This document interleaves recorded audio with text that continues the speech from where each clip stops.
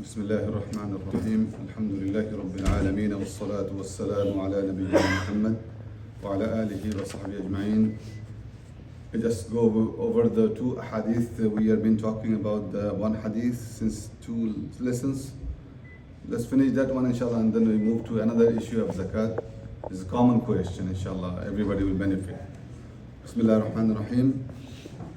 The hadith from Abu Dawood, that once the ayah revealed from Surah Tawbah, the الَّذِينَ يَكْنِزُونَ الذَّهَبَ وَالْفِضَّةَ, those who accumulate and pile up and collect and save the golds and silvers, وَلَا يُنْفِقُونَهَا فِي سَبِيلِ اللَّهِ, and they do not spend in the path of Allah, then فَبَشِّرْهُمْ بِعَذَابٍ أَلِيمٍ, give them glad tidings of punishment. So when this ayah revealed, in the Sahaba, they were very confused, and it was very difficult for them to understand, because any form of gold or silver you cannot save. You have to spend in the path of Allah without any condition. This ayat mentioned that you have to spend. Then after that, Umar radiallahu anhu, just preview, I'm just refreshing our minds. Then Umar radiallahu anhu said, let me try to understand the ayah, and he went to Rasulullah sallallahu alayhi wasallam, and then Rasulullah sallallahu alayhi wasallam, he explained. Umar said, Ya Rasulullah, إِنَّهُ كَبُرَ عَلَى أَصْحَابِكَ, this ayat is very difficult, it's heavy for your companions, so please explain this. Then Rasulullah sallallahu alayhi wasallam said, indeed, إِنَّ اللَّهَ لَمْ يَفْرِضِ الزَّكَاةَ إِلَّا لِيَطِيبَ مَا بَقِيَ مِنْ أَمْوَالِكُم. Before we move, one example to make you understand better. If there is something, then you have to have a rule, right? If there is no something, then no rule. How to understand this? We have driver license, for example. Then there is the rules in the street. When you drive, you have to follow the rules. If you have a driver license and you go to rural and very village area, there's no cars, nothing, and is there any signal lights, road light, red light, blue, green lights there? No. If somebody said, no, I have to go and put all the lights, and you have to have a driver license to walk in the street because there's no cars, it doesn't make sense. If you have a cars, if you have roads, have signal lights, then driver license makes sense.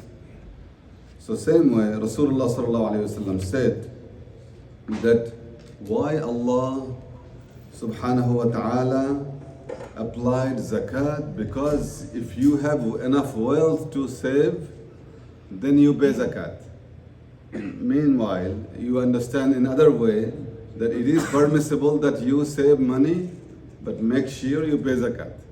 If there was no rule of zakat, and if there was no rule of inheritance, that somebody dies, then of course you cannot save anything. So indirectly it is permissible that you save money. That's why the rule of mirath, like inheritance, is there. You save money, that's why the rule of zakat is there. Otherwise those two rules should not apply. You understand the point? It's a little bit deep, so when you go back home, just try to think a little bit more, inshallah. So that's why Rasulullah sallallahu alayhi wasallam said, subhanallah, beautiful, that Allah subhanahu wa ta'ala obligated zakat, so this way you can purify your remaining balance, remaining wealth. And also, وَالْمَوَافَرَضَ الْمَوَارِث, and also He obligated the mawaris, that the distribution of inheritance. So if there is no wealth to keep, then there's no point to have the rule of inheritance again. So that's the point. So after that, Rasulullah sallallahu alayhi wasallam gave some good advices. Then Umar فَكَبَّرَ Umar, he understood that it is permissible. This is not the meaning of the ayah, that you cannot save anything. Rather, you can save, make sure that you pay the zakat. That's the rule of the ayah. After this, Umar said, Allahu Akbar, takbir. After that, Rasulullah sallallahu alayhi wa sallam said, أَلَا أُخْبِرُكَ بِخَيْرِ مَا يَكْنِزُ الْمَرْءُ, should I not inform you about a person, he can have a treasure better than gold and silver and any kind of wealth. Then he said, الْمَرْأَةُ الصَّالِحَةُ, if a person has a pious, obedient wife, that is the best treasure a person can have. And he should take care of his wife if she's obedient and pious. If not, also he has to. You have no choice. Okay. إذا نظر إليها سرته. When he looks at her, then he feels comfort and peace of mind and happiness. وإذا أمرها أطاعته. When he commands something to the wife, she obeys. وإذا غاب عنها حفظته. When he's away from the home, then she takes care of the home and the children and the property. So that's the best cons and wealth a person can have. So move to the second hadith. As I promised, the 5 more minutes inshallah I will take.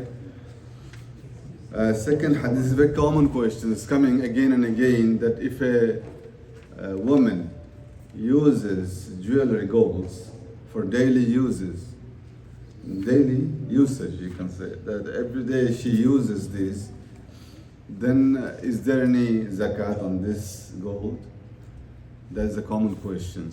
So the mas'ala comes in this, that Imam Abu Hanifa, you have to move to the opinions of the Aimma now, because it's a very complicated issue, and zakat faraz.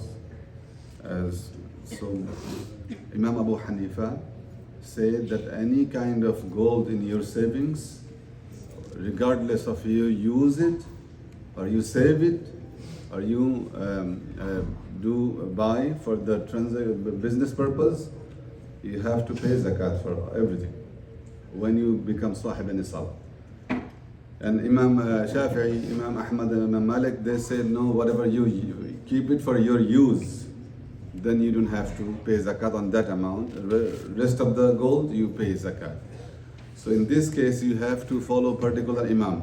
And also Imam Shafi'i and also Tafsir Kabir, Imam Razi, Fakhruddin, and some other Imams, they say that the opinion of Imam Abu Hanifa make more sense based on this hadith. Just one hadith I will go and you will see how clear the hadith about this, regarding this issue.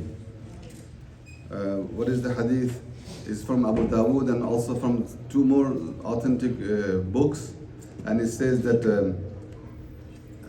al-qawi, very strong, asnaduhu qawiyya, very strong chain for those hadith.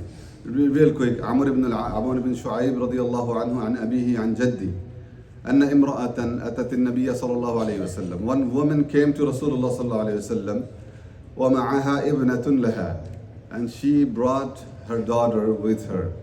وفي يد ابنتها مسكتان. Okay, and her daughter, she was wearing 2 bracelets. It's not a bracelet, is bigger than bracelets, called bangles or something. Dangles, bigger, the thick bracelets.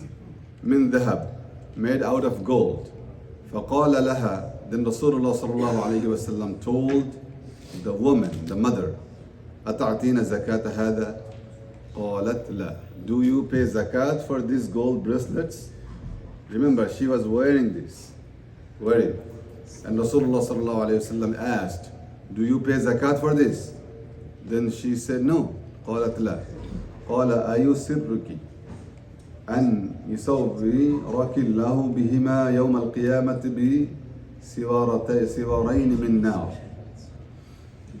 Then Rasulullah sallallahu alayhi wasallam said, do you please that in the day of judgment Allah subhanahu wa ta'ala make you wear 2 thick bracelets out of fire, of hell? Do you like this? She said no. Then فَأَلْقَتْهُمَا, then she threw it away.